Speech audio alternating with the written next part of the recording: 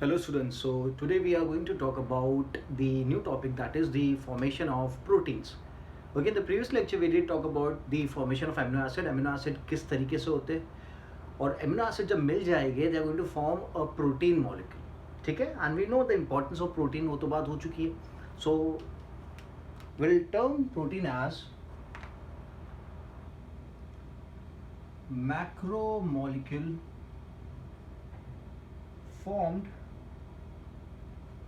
by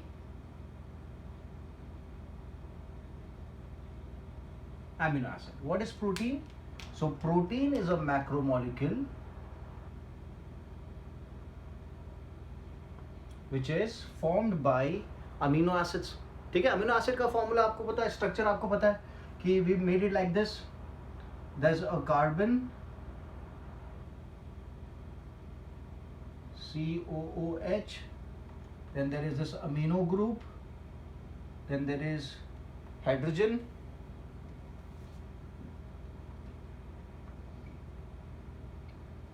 and there is this variable group. ठीक है, so this was the structure of amino acid, ये सबको पता है. Now let's say this is R1, I'll take it as R1. ये एक amino acid है. अब मैं इस amino acid के साथ एक दूसरा amino acid ऐड करता हूँ and will form the protein. ठीक है, because a macromolecule formed by amino acids is known as protein. ठीक है, तो मैं यहाँ पे I can also put it as double bond O OH, इस तरीके से भी लिख सकते हैं. ठीक है, मैं दूसरा amino acid मेंशन करता हूँ यहाँ पे. So we'll use black. So there is NH2, then C, hydrogen, carboxylic acid, और यहाँ पे दूसरा एमिनो एसिड, इसलिए मैं लिखता हूँ R2.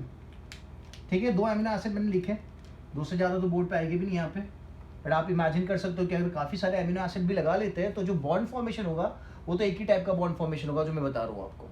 ठीक है, सो अब क्या होगा, यहाँ पे एक पेप्टाइड बॉन्ड का फॉर्मेशन होगा and there is going to be loss of what, ये जो OH है और ये जो H है, ओके, ये क्या करेंगे, रिएक्ट करेंगे. सो मैं यहाँ पे इस तरीके से लिख देता हूँ HNH.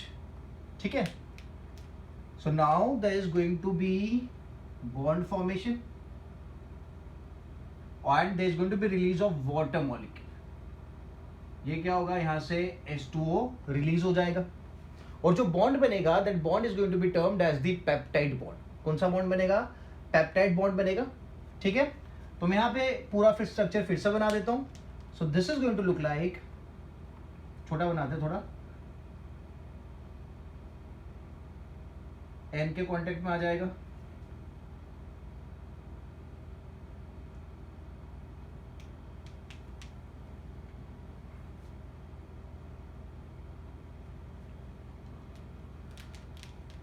So this is NH,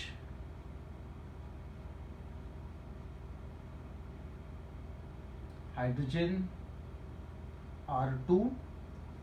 ठीक है, और यहाँ पे ये बना देता हूँ मैं C, hydrogen, this is R1 and this is NH2. तो ये बन गया एक एमिनो एसिड और जो बॉन्ड बना इनके बीच में, this bond is known as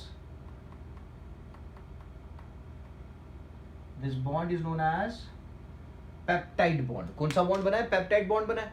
ठीक है, समझ में आ गया.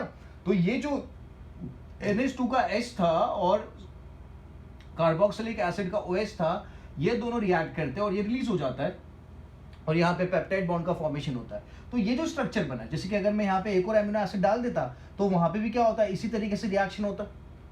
तो जितने एमिनो एसिड मैं ऐड करता जाऊंगा उतने पेप्टाइड बॉन्ड बनते जाएंगे, उतने वाटर मॉलिक्यूल रिलीज होते जाएंगे. तो जब मैं दो एमिनो एसिड लेता हूं तो there is a single peptide bond. ठीक है, वो तो आपको समझ में आ रहा है calculation. If I take two amino acids जो अपन ने यहाँ पे लिया, there is single peptide bond. ठीक है, दो अमीनो एसिड के बीच में एक सिंगल पेप्टाइड बॉन्ड बनेगा. तो अगर मैं तीन अमीनो एसिड लेता हूं तो तीन अमीनो एसिड के बीच में तो दो पेप्टाइड बॉन्ड बनेंगे. So we can term it as dipeptide. और काफी सारे अगर एमिनो एसिड लेता हूं तो उनके बीच में तो काफी सारे पेप्टाइड बॉन्ड्स बनेंगे, so we term it as polypeptide. We term it as polypeptide. So single peptide between two amino acids, तीन एमिनो एसिड के बीच में dipeptide, and if there are many amino acid then there is a polypeptide bond being formed. ठीक है, so there is going to be long chain of amino acids with the peptide bond between them, polypeptide bonds. ठीक है, simple and easy. तो आपके दिमाग में आ गया कि यार अमीनो एसिड जैसे कि ग्लाइसिन हो गया, सेराइन हो गया, ओके, एलेनिन हो गए, वो सब क्या हो गए, एक साथ अरेंज हो जाएंगे, उनके बीच में पेप्टाइड बॉन्ड बनेगा, एक लंबी सी चेन बनेगी जिसे कहा जाएगा polypeptide chain of amino acid which is termed as protein. ठीक है, simple and easy. So video को पॉज करके आप ये चीजों को कॉपी कर लो।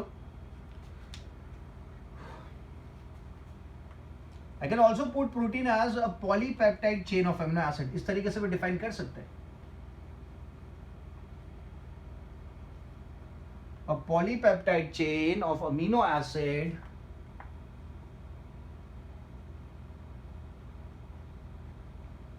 Polypeptide chain of amino acid is termed as protein. देख लिया आप लोगों ने, ठीक है। Now the proteins we can term it as proteins are polypeptide बोल सकते हैं, सेम चीज मैं लिख रहा हूं, proteins are polypeptide. You know the reason why they are polypeptide, because there is a long chain. अब नाउ प्रोटीन्स में दो फॉर्म्स अवेलेबल है। We term it as monomeric proteins and oligomeric proteins. We term them as monomeric proteins,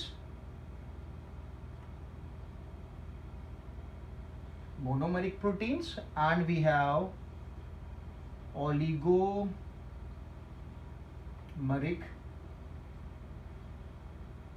proteins. Monomeric proteins and oligomeric proteins.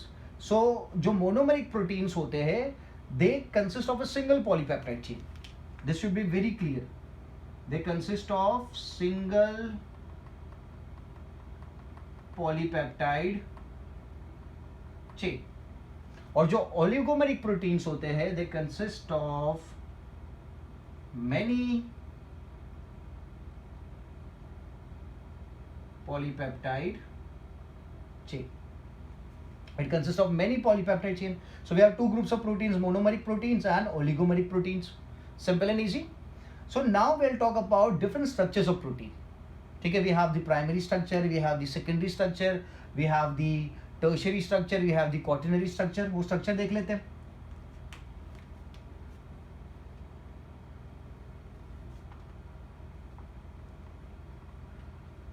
So first structure we'll talk about is the primary protein. the primary structure. Primary structure of protein.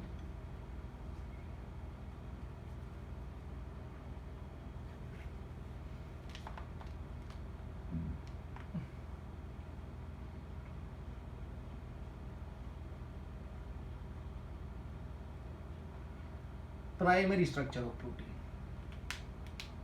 So primary structure of protein is actual linear arrangement of amino acid.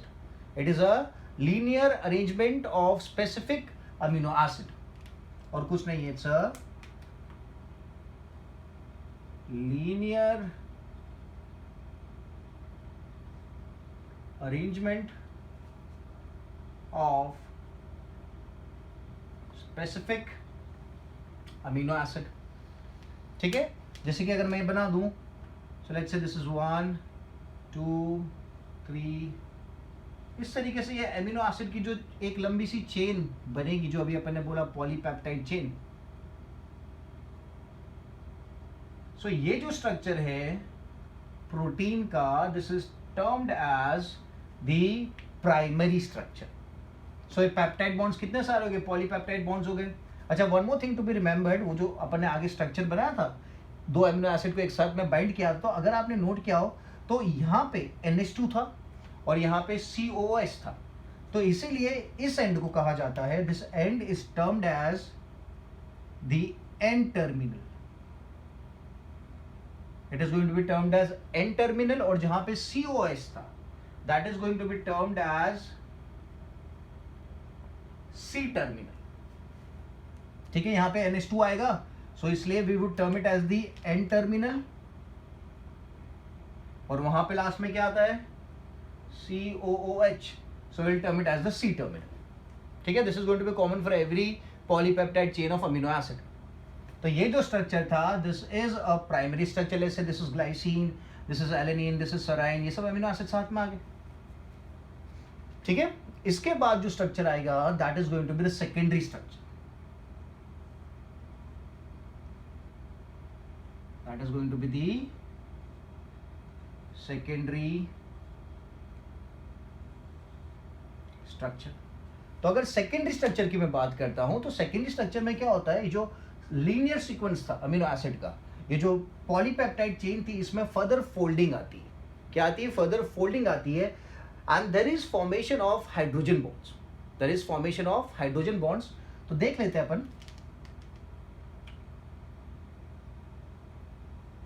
Okay, this is further folding of the primary structure.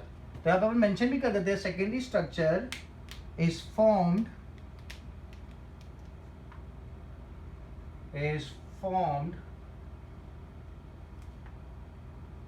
due to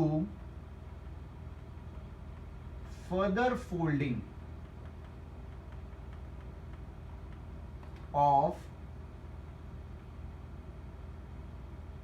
primary structure. जब primary structure को further fold किया जाता है तो वहां पे क्या बनता है? सेकेंडरी स्ट्रक्चर बनता है। ठीक है, तो यहां पे भी क्या होगा, एक तरफ पे एन टर्मिनल आ जाएगा, दूसरी तरफ पे सी टर्मिनल आ जाएगा। अब यहां पे there is formation of hydrogen bonds, यहां पे हाइड्रोजन बॉन्ड्स का फॉर्मेशन होता है। ये जो बॉन्ड्स बन रहे हैं, this is known as hydrogen bonds. तो यहां पे पेप्टाइड बॉन्ड तो अवेलेबल है ही, पेप्टाइड बॉन्ड तो प्रेजेंट है दो अमीनो एसिड के बीच में, बट यहां पे because of coiling, further folding, यहां पे एक और जो बॉन्ड अवेलेबल है that is termed as the hydrogen bond, that is termed as the hydrogen bond. ठीक है, तो ये जो स्ट्रक्चर है secondary structure of protein is known as alpha helix structure. क्या कहा जाता है? अल्फा हेलिक्स स्ट्रक्चर कहा जाता है इसको। इसका सबसे अच्छा एग्जांपल है alpha keratin, which is present in, example क्या है इसका सबसे अच्छा? That is alpha keratin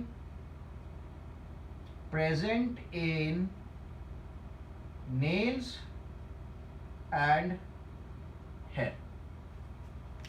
okay, so ये जो सेकेंडरी स्ट्रक्चर है प्रोटीन का, जहां पे पेप्टाइड बॉन्ड के साथ एक और बॉन्ड जो दिख रहा है दैट इज हाइड्रोजन बॉन्ड। ठीक है, और किसके वजह से फॉर्म हुआ है secondary structure? It is form due to further folding of primary structure. जो प्राइमरी स्ट्रक्चर था उसको फर्दर फोल्ड करने पे जो चीज मिलेगी that is termed as the secondary structure. तो सेकेंडरी स्ट्रक्चर में we have 3 types, one of the type is alpha helix. एक और टाइप देखते हैं जिसे कहा जाता है बीटा प्लीटेड शीट। क्या कहा जाता है? Beta pleated sheet. ठीक है, इसका एग्जांपल आपने क्या लिखा है? Alpha keratin present in the nails and the head. चला आगे। So now will talk about the another secondary structure.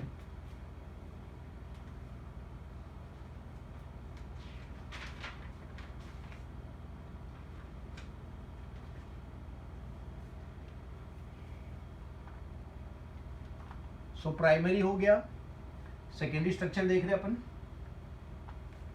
So secondary structure में we have one more variety that is beta pleated sheet.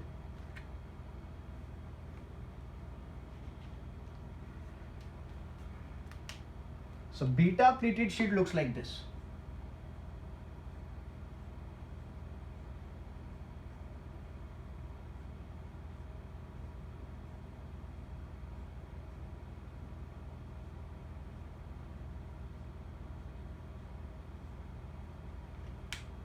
और यहां पे hydrogen bond आएगा,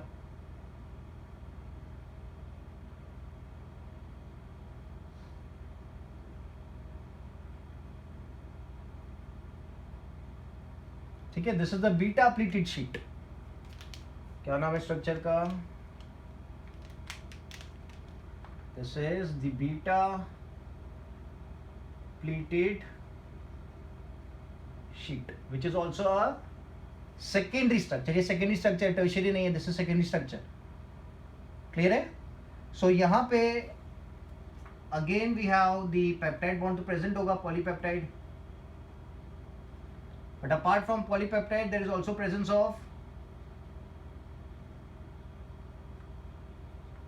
hydrogen bond, there is also presence of hydrogen bond.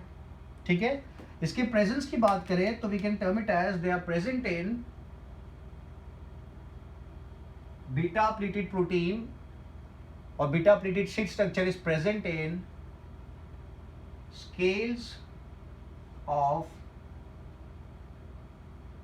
reptiles and feathers of birds. They are present in the scales of reptiles and feathers of the birds. ठीक है, समझ में आया? फिर से मैं एक बार रिपीट कर देता हूं। This is the beta pleated sheet structure of protein. There is presence of peptide bond as well as the hydrogen bond. Okay, और इस टाइप का स्ट्रक्चर आपको कहाँ देखने को मिलेगा? So this is going to be seen in the scales of reptiles. इस type का प्रोटीन का स्ट्रक्चर आपको देखने को मिलेगा scales of reptiles and the feathers of bird. ठीक है, this structure was discovered by Linus Pauling. Linus Pauling, जो आगे वाला आपने स्ट्रक्चर देखा, alpha helix and the beta pleated sheet, ये दोनों structure this was discovered by the Linus Pauling. ठीक है, सो सेकेंडरी प्रोटीन का एक और स्ट्रक्चर है which is known as the triple helix, which is known as the triple helix. So this is beta pleated sheet, खत्म हुआ by Linus Pauling, alpha helix was also by Linus Pauling. Okay, अब एक और structure देखते हैं which is termed as the triple helix.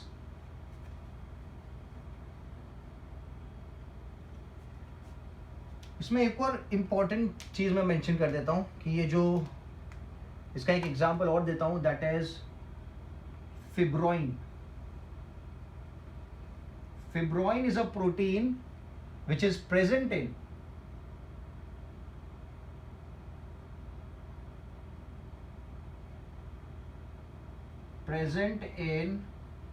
Silk. ठीक है, तो fibroin protein is a beta pleated sheet protein and obviously it is produced by silkworm. It is produced by silkworm. तो फिब्रोइन नाम का जो प्रोटीन है which is present in the silk, okay, it is produced by the silkworm. So ये भी एक important point हो गया आपका from the comparative point of view. ठीक है, दूसरा स्ट्रक्चर कौन सा है? सो that is triple helix.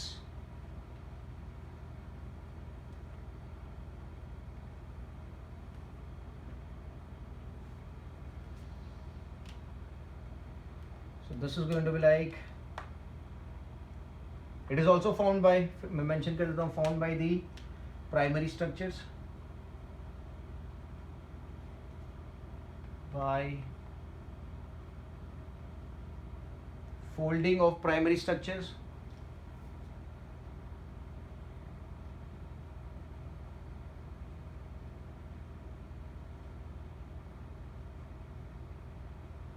folding of primary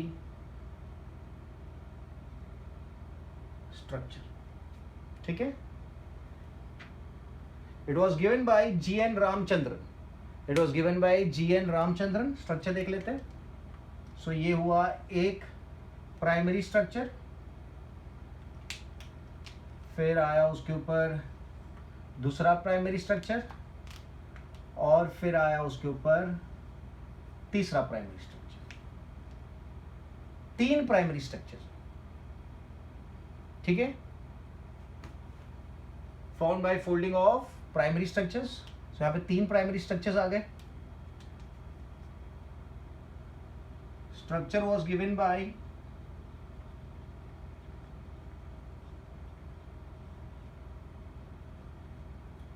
given by G.N. Ramachandran.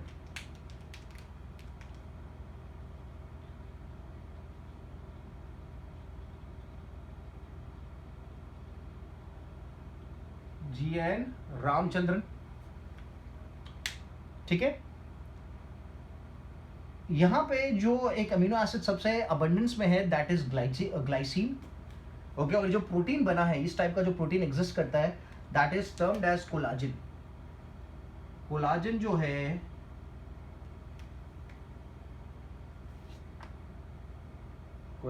है exist in the this form. क्या फॉर्म है इसका नाम? This is known as the triple helix. This is triple helix. और यहां पे भी क्या होगा? दिस प्रेजेंस ऑफ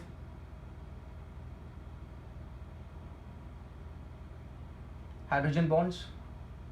तो दो बॉन्ड्स में peptide and hydrogen bond are peptide and hydrogen bonds are present, ठीक है। So this triple helix protein का एक एग्जांपल है कोलाजिन, ओके। कोलाजिन की अगर बात करते हैं that is the most abundant protein which is available. तो मैं लिखता हूं collagen is the most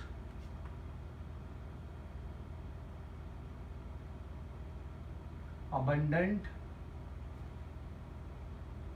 animals में देखने को मिलता है, animal protein. It is the most abundant animal protein. कौन? कोलाजिन। और एक अमीनो एसिड जो सबसे मैक्सिमम अमाउंट में इसमें देखने को मिलेगा दैट इज ग्लाइसिन। तो मैं यहां ग्लाइसिन भी मेंशन कर देता हूं। Glycine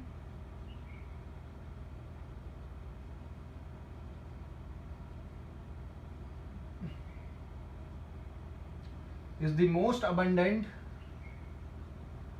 amino acid. Collagen protein का नाम है, ग्लाइसिन अमीनो एसिड का नाम है, ठीक है।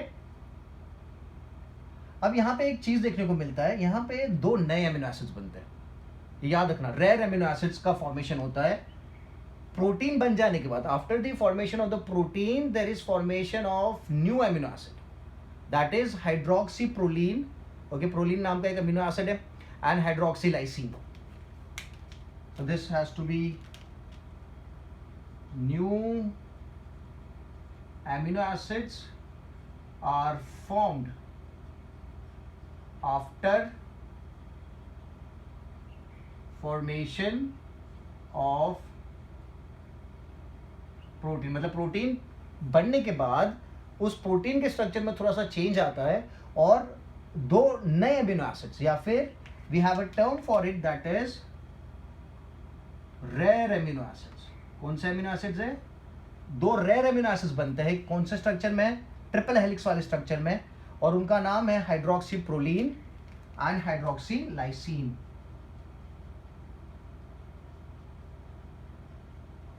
प्रोलीन एंड हाइड्रोक्सी लाइसिन, ठीक है। प्रोलीन जो है वो अमीनो एसिड का नाम है, नॉर्मल अमीनो एसिड का नाम है। लाइसिन भी एक नॉर्मल अमीनो एसिड का नाम है। But hydroxy proline and hydroxy lysine की अगर मैं बात करता हूं, so that is a rare amino acid.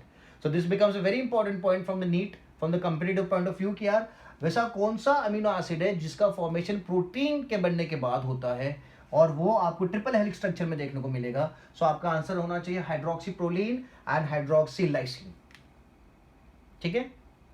Simple and easy. इसमें एक और मैं आपको बात बता देता हूं कि अगर यूरिन के अंदर हाइड्रोक्सी प्रोलीन का प्रपोर्शन ज्यादा है, if a person contains higher amount of hydroxy proline in the urine, it means that there is degeneration of the connective tissues of that individual, ठीक है। मैं मेंशन कर देता हूं। So is this clear? So we have the triple helix structure of protein, जिसका एक example है collagen. It was given by G.N. Ramachandran. It is found by the folding of primary structure, okay. Collagen is the example and it is one of the most abundant animal protein. Glycine का number इसमें काफी ज्यादा होता है triple helix structure में, और एक new amino acids बनते हैं after the formation of the protein, okay, and those are termed as hydroxyproline and hydroxylysine. They come under the category of rare amino acids. They come under the category of rare amino acids. ठीक है, मैं हाइड्रोक्सीप्रोलीन के बारे में कुछ बोल रहा था तो मैं यहाँ पे लिख देता हूं.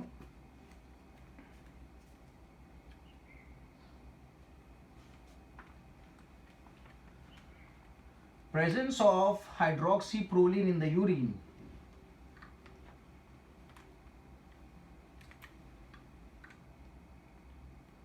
Presence of hydroxyproline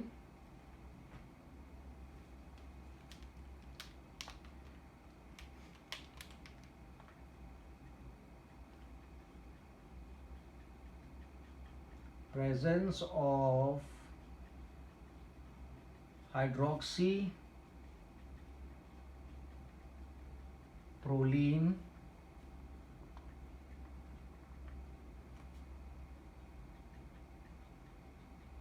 in the urine indicates degeneration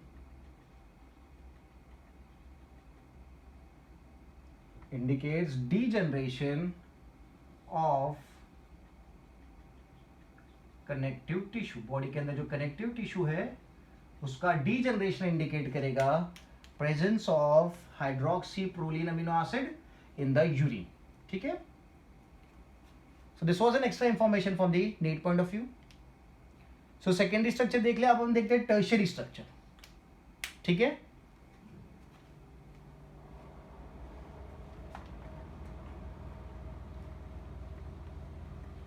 so tertiary structure की अगर बात करते हैं, so tertiary structure में काफी सारे bonds का formation होगा. let's say this is a tertiary structure. So tertiary structure is formed by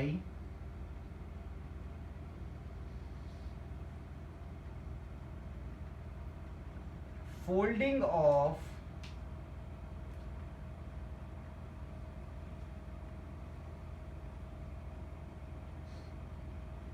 secondary structure. It is formed by the folding of secondary structure. जैसे मैंने secondary structure में लिखा था, it is form by the folding of primary structure. तो जो tertiary structure है वो किससे फॉर्म होगा? So that is going to be form by the folding of secondary structure. अभी यहाँ पे काफी सारे बॉन्ड्स एग्जिस्ट करेंगे. ठीक है, so there is going to be presence of hydrogen bond तो है ही. अगर यहाँ पे सल्फर कंटेनिंग एमिनो एसिड आ जाते, सिस्टीन एंड मिथुनिन, तो उनके बीच में बॉन्ड का फॉर्मेशन होगा. अगर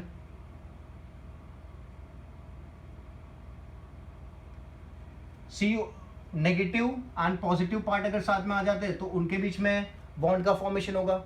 अगर हाइड्रोफोबिक पार्ट पास में आ जाते तो हाइड्रोफोबिक बॉन्ड का फॉर्मेशन होगा. ठीक है, समझ में आ रहा है? और अगर COOH एंड NH2 साथ में आ जाते तो पेप्टाइड बॉन्ड का फॉर्मेशन होगा. So there is going to be formation of lot of bonds present here. तो मैं बॉन्ड्स के नाम लिख देता हूं. टर्शियरी स्ट्रक्चर में कौन कौन से बॉन्ड्स प्रेजेंट हो गए? tertiary structure.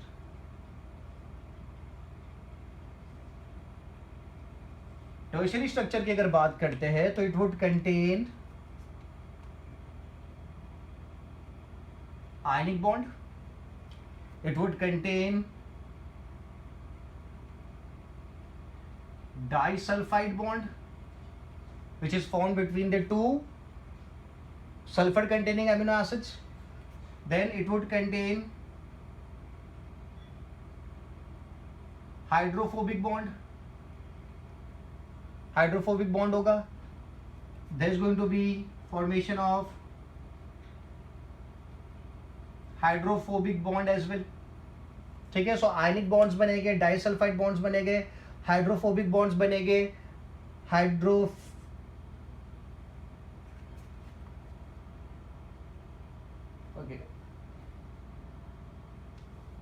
डाइसल्फाइड बॉन्ड है, hydrophobic bond and hydrogen bonds. Hydrogen bonds की तो बात हुई थी.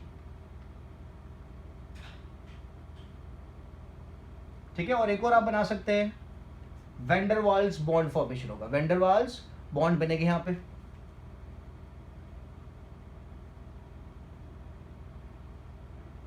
ठीक है। सो जो टर्शियरी स्ट्रक्चर होगा उसमें आयनिक बॉन्ड है, डाइसल्फाइड बॉन्ड है, हाइड्रोजन बॉन्ड है, हाइड्रोफोबिक बॉन्ड है, वेंडर वाल्स बॉन्ड है। ठीक है, तो काफ़ी सारे बॉन्ड्स यहाँ पे आपको देखने को मिलेंगे जो प्राइमरी और सेकेंडरी स्ट्रक्चर में अवेलेबल नहीं थे। ठीक है, एक और बॉन्ड यहाँ पे मेंशन कर देते हैं, पेप्टाइड। पेप्टाइड बॉन्ड तो होगा ही, बट ऑब्वियस है। ठीक है, अब जो स्ट्रॉन्गेस्ट बॉन्ड्स है, ओके, जैसे कि आयनिक बॉन्ड एक वीक बॉन्ड है, हाइड्रोजन बॉन्ड एक वीक बॉन्ड है, हाइड्रोफोबिक बॉन्ड वीक बॉन्ड है, वेंडर वाल्स बॉन्ड जो है वो एक वीक बॉन्ड है, they can be easily broken. जो सबसे स्ट्रॉन्ग बॉन्ड्स है मैं उनको हाईलाइट कर देता हूं, that is the disulphide bond and the peptide bond. कौन सा बॉन्ड है? Disulphide bond and the peptide bond है।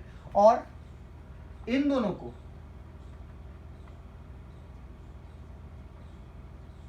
strong bonds, okay, and they require digestive enzymes,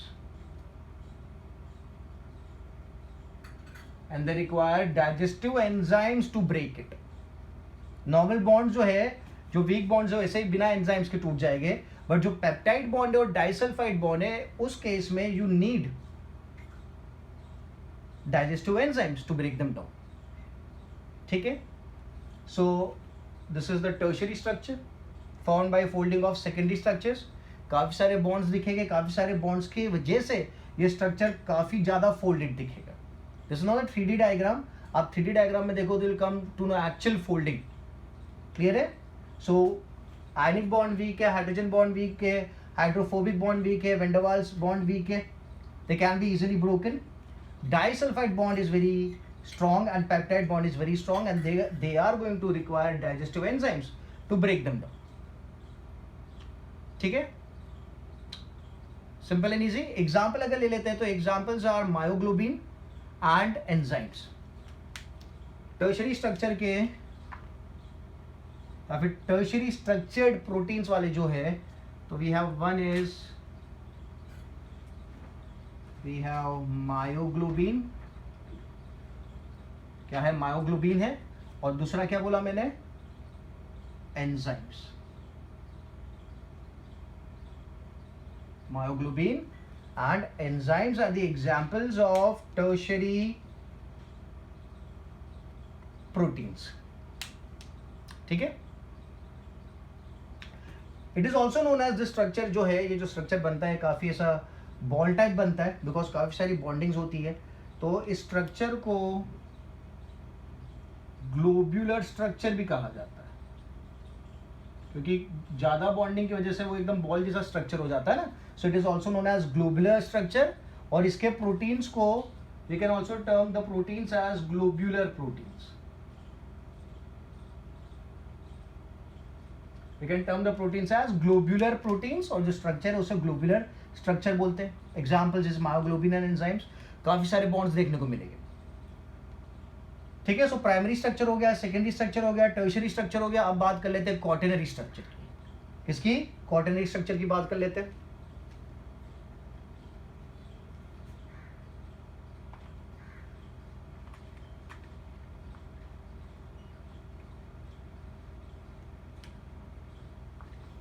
So quaternary structure is only formed by oligomeric proteins। Quaternary structure is only formed by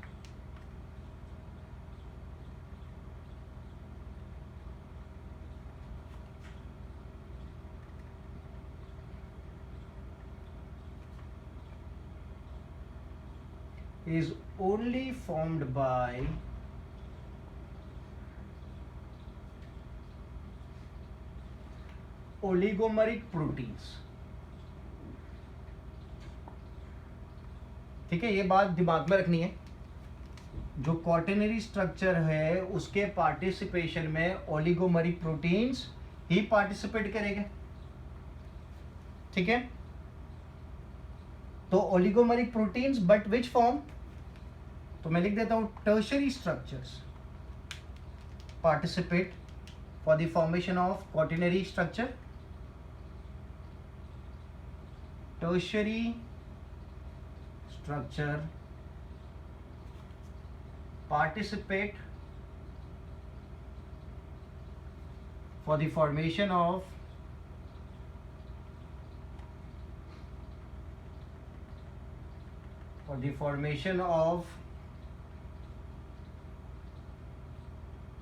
quaternary structure.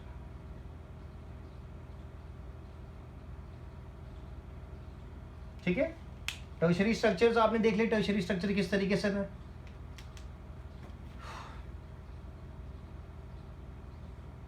और इसका सबसे best example जो है that is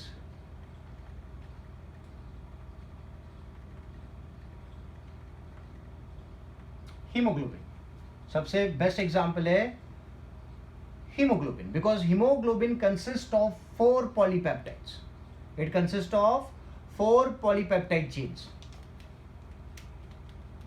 2 alpha polypeptides,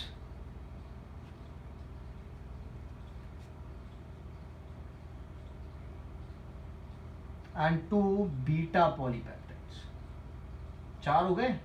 तो ये 4 polypeptide मिलके बनाते हैं क्वाटरनरी स्ट्रक्चर. ये 4 पॉलीपेप्टाइड मिलके बनाते हैं quaternary structure. So I rub this down. Video pause करके आप लिख लो. So it's going to be like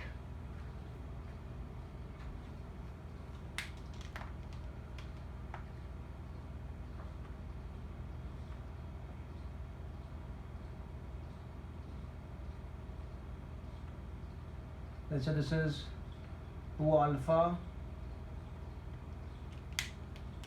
or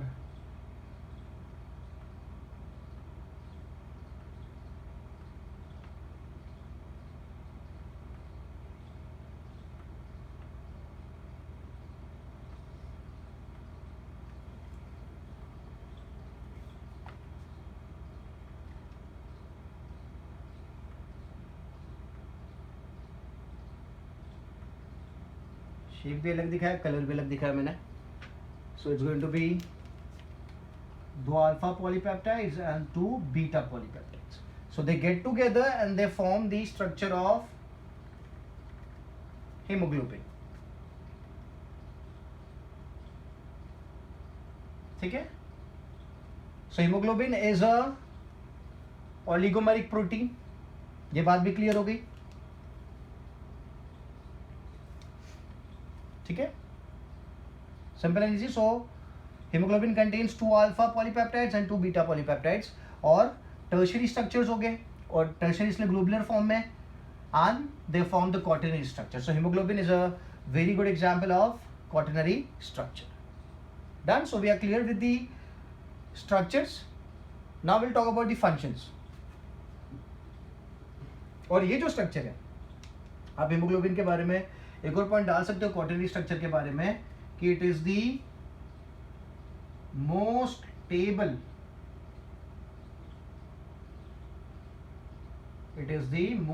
structure. काफी स्टेबल स्ट्रक्चर होता है हीमोग्लोबिन का. ठीक है.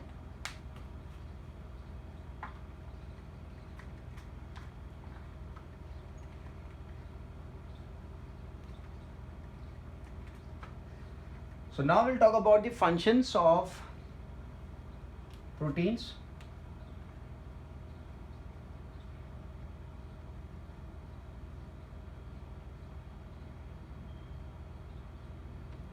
So functions of proteins की अगर बात करते हैं,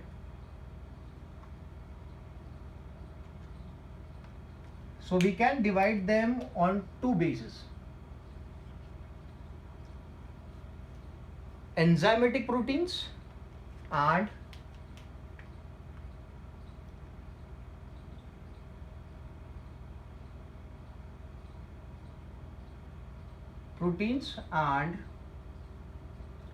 non-enzymatic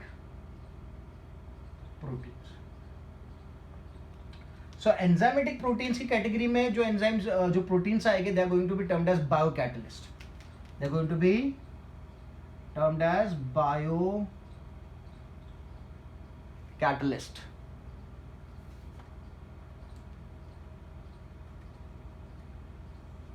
क्या करेगा bio catalyst? They would be participating in various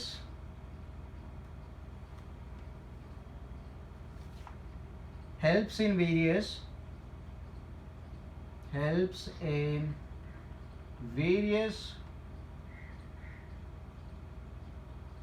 biochemical reactions. They help in various biochemical reactions. ठीक है? नॉन एंजाइमेटिक में कौन से आता है? तो नॉन एंजाइमेटिक में I put down the list. पहले इसको रब कर देता हूं, फिर अपन उसके लिस्ट ले लेते हैं. वी हैव रोडोप्सिन है, वी हैव टॉक्सिन्स जो है वो आते हैं नॉन एंजाइमेटिक प्रोटीन्स में. The proteins which are present in the muscles.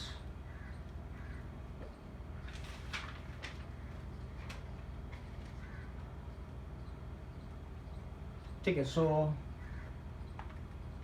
Non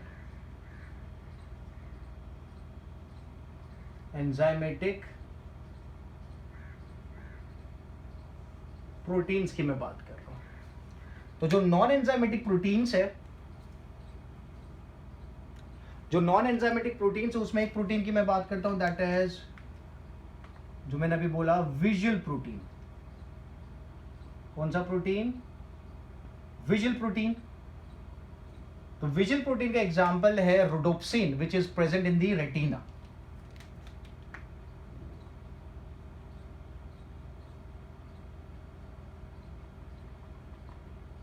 Present in retina. Obviously, rhodopsin is helpful in detection of image colors. Detect करने में काम आता है. Then we have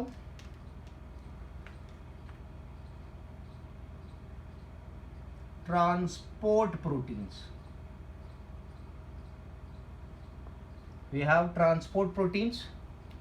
जैसे कि एक ट्रांसपोर्ट प्रोटीन का अगर मैं बात करूं, सो that is the one which transports glucose. कौन सा प्रोटीन है जो ट्रांसपोर्ट करता है ग्लूकोज को? सो उसका नाम मैं लिख देता हूं यहाँ पे, that is termed as GLUT4. Glucose transport protein.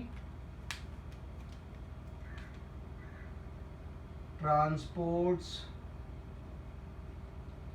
Glucose. फिर एक सबसे कॉमन वाला जो पता है आप लोगों को, दैट इज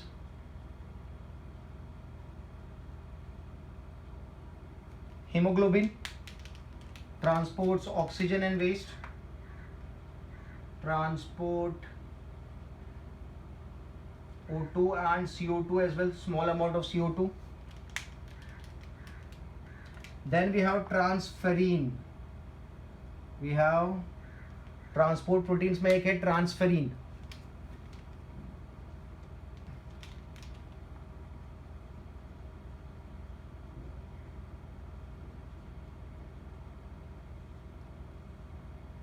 ओके, ट्रांसफेरिन की अगर मैं बात करता हूं, it helps in transports of iron. Irons को कैरी करता है. Transport of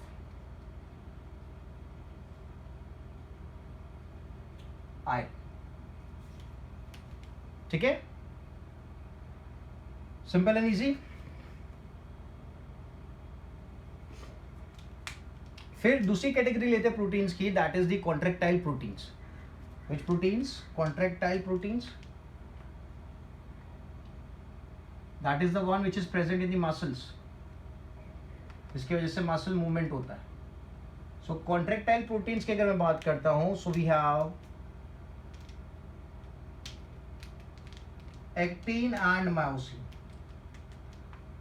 Actin and myosin present in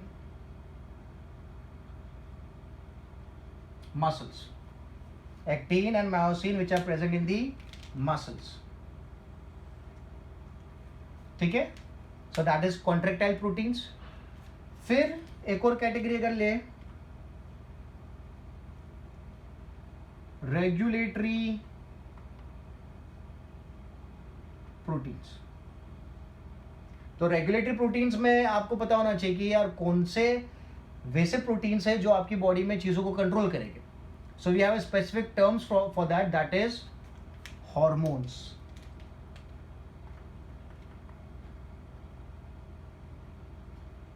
Hormones. Okay, जिसके example में I can put it as insulin and glucagon and glycogen.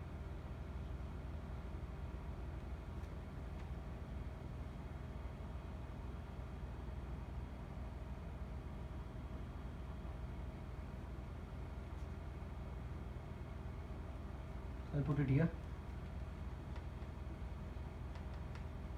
ठीक है, so we have insulin and glucagon. आपको पता है क्या काम करते हैं? एक जो है वो आपके ब्लड में से शुगर का लेवल कम करता है. One decreases the amount of sugar from the blood by providing it to the cells. और जो दूसरा है वो आपके ब्लड में शुगर का लेवल बढ़ाता है. So one of them is increasing the sugar level, another is decreasing the sugar level. So ये दोनों कौन से हार्मोन्स हो गए? This are contradictory hormones, because दोनों उल्टा काम कर रहे हैं. एक शुगर बढ़ा रहा है, एक शुगर कम कर रहा है. ठीक है. इंसुलिन को हाइपोग्लाइसेमिक हार्मोन भी कहा जा सकता है और ग्लूकागॉन को हाइपरग्लाइसेमिक हार्मोन भी कहा जा सकता है.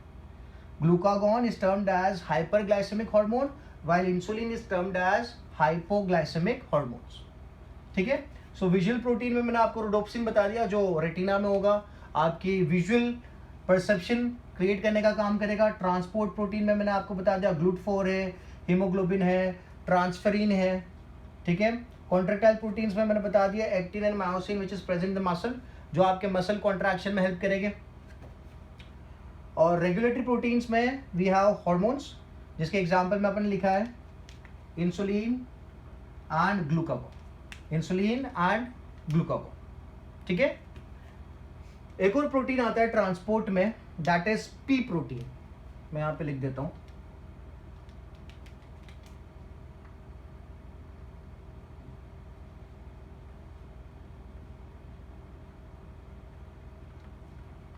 क्या काम कर रहा है? It helps in transport of glucose in the phloem. Phloem में ग्लूकोज के ट्रांसपोर्ट में हेल्प करेगा पी प्रोटीन. ठीक है. So P protein helps in transport of glucose in the phloem. GLUT4 helps in transport of glucose in animals. ठीक है. Hemoglobin helps in transport of O2 and CO2, and transferrin helps in transport of iron in the blood.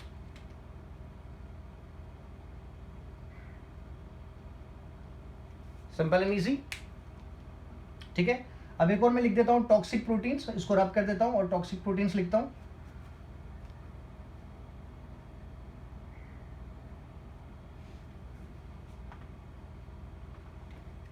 So that is the last one, toxic proteins, जैसे कि snake venom है,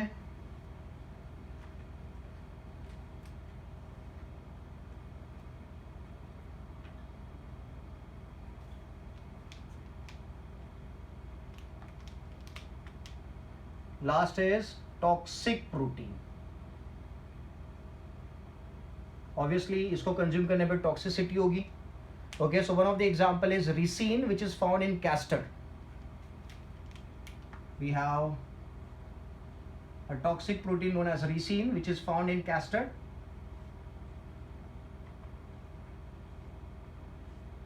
Then we have abris which is found in abrine. We have abris which is found in abrine. ठीक है. And we have the snake venom. We have the snake venom. So these are the examples of toxic proteins. ठीक है. तो काफी सारे non enzymatic proteins अपन ने देख लिए, टॉक्सिक प्रोटीन्स देख लिए, विजुअल प्रोटीन्स देख लिए, ट्रांसपोर्ट प्रोटीन्स देख लिए, रेगुलेटरी प्रोटीन्स देख लिए. क्लियर है. सो I'll keep this much for the proteins in today's lecture. In the next lecture we'll talk about the further detailings about protein. ठीक है. तो आज जो भी मैंने डिस्कस किया है, मेक द प्रॉपर नोट्स अच्छे से, और जितने भी टर्म्स मैंने यूज किए उन सब टर्म्स को आप याद कर लेना. ठीक है, जो प्रोटीन का स्ट्रक्चर अपन ने बनाया 2 अमीनो एसिड को बाइंड करके बीच में पेप्टाइड बॉन्ड का फॉर्मेशन किया है, that is very important. Primary structure, secondary structure, tertiary structure and quaternary structures are also very important. ठीक है, so I will keep this much for the lecture. In the next lecture will move ahead. Okay, thank you.